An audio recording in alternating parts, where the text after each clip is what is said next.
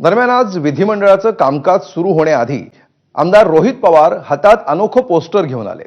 गजनी सरकार विसरभोळा कारभार असा मजकूर लिहिलेला हा फलक सर्वांच्या चर्चेचा विषय झाला।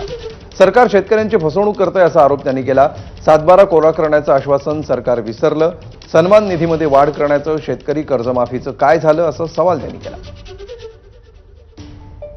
सरकारमध्ये असणाऱ्या सर्व नेत्यांनी जाहीर केलं होतं की आम्ही 7/12 कोरा कोरा कोरा करू, पण ती फक्त घोषणाच राहिली। त्याच्यावर काय झालेलं आपण सगळ्यांनी बघितलेलं नाही की गजनीप्रमाणे हा जो विसरभोळा आणि भोंगळा कारभार या सरकारचा, याच्यामध्ये शेतकऱ्याला हे सरकार विसरलेलं आहे।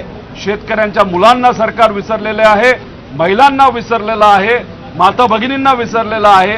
त्यामुळे ह्या सरकारला काय पडलंय तर फक्त राजकारण करायचं पडलेलं आहे। शेतकऱ्यांचं हित कुठेही त्यांच्या मनामध्ये नाही, हे कुठेतरी आज सिद्ध होतं।